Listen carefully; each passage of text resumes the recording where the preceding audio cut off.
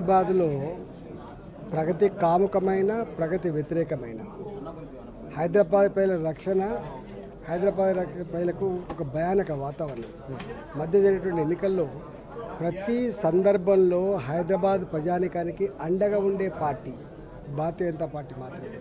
ఇక్కడ జిహెచ్ఎంసీలో 48 మంది కార్పొరేటర్లు గెలుచుకున్న పార్టీ.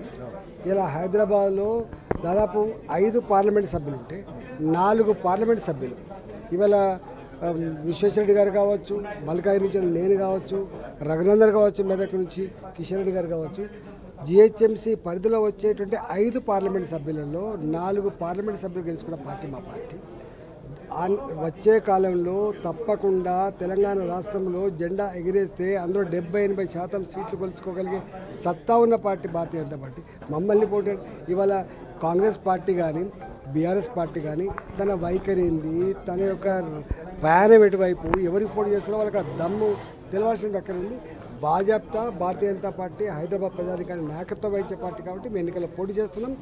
ఇలా కార్పొరేటర్లందరికీ కూడా అంతరాత్మ ప్రబోధం మేరకు ఓట్లు వేయాలని చెప్పుకోవచ్చు. అంటే ఇక్కడ ప్రధానంగా కాంగ్రెస్ చేస్తున్న ఆరోపణ పరోక్షంగా మీకు బీఆర్ఎస్ సపోర్ట్ చేస్తుంది ఎన్నికల్లో. అదే బీఆర్ఎస్కు మాకేం సంబంధం అండి? ఇలా బీఆర్ఎస్ పార్టీ బొందబెట్టాల్సిందే మేము కదా.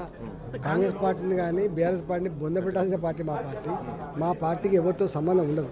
కాంగ్రెస్, బీఆర్ఎస్, ఎంఐఎం ఒకటే అనే ఒక మెసేజ్ మీరు ప్రజలకు పంపించడానికి పోటీలు నిల్చున్నారు. అంటే పోటీ అసలు ఇప్పటికే కాంగ్రెస్ పార్టీ తన నైజం 48 సంవత్సరాల తన పాలనలో 75 సంవత్సరాల తన చరిత్రలో ఇవాళ మనం చూస్తూ ఉన్నాం. వాళ్ళ అపీజ్మెంట్ పాలసీ తప్ప వాళ్ళ యొక్క నికృష్టమైన పద్ధతే ఈ దేశానికి ఇన్ని రకాల సమస్యలు తెచ్చిపెట్టిన విషయం తెలిసేనే కదా. ఇవాళకి కూడా వాళ్ళ మీద డిపెండ్ అనేది నేను చెప్పాల్సి అక్కర్లేదు. పార్లమెంట్లో వాళ్ళు కలిసి చేస్తున్న పద్ధతే దాని సజీవ సాక్ష్యం. ఇవాళ తెలంగాణలో వక్ చట్టం ప్రకారంగా లక్షల మంది ప్రజానికం బాధపడుతూ ఉంటే ఆ ప్రజల సమస్యలు పరిష్కరించడానికి భారతీయ జనతా పార్టీ ప్రయత్నం చేస్తే వక్ చట్టానికి కూడా మద్దతు ఇచ్చిన పార్టీ, అంటే దానికి వ్యతిరేకంగా మాట్లాడే పార్టీ కాంగ్రెస్ పార్టీ. ఇంతకంటే ఎక్కువ ఏం కావాలండి? బట్ ఇప్పుడు ఎన్నికలు పక్కన పెడితే నెక్స్ట్ జిహెచ్ఎంసీలో ఖచ్చితంగా బీజేపీ పీఠాన్ని అధిరోహిస్తుందని మీకు కాన్ఫిడెన్స్ ఉందా? 100% రేపు ఈ గడ్డ మీద జిహెచ్ఎంసీ గడ్డ మీద ఎగిరే జెండా బీజేపీ జెండా మాత్రమే. మీకు ముందు తెలుస్తుంది. క్రాస్ ఓటింగ్ ఏమైనా జరుగుతుందని ఎక్స్పెక్ట్ చేస్తున్నా? దానికి సంబంధించి అంతరాత్మ ప్రబోధం ప్రకారం ఓటే అంటున్నాం.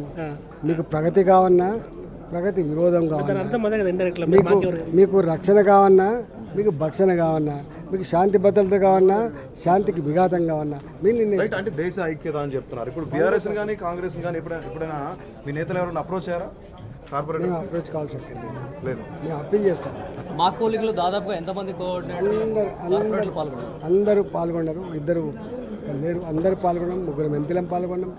ఇవాళ ఉన్న కాడికి పర్ఫెక్ట్గా ఓటేసాం. Thank you.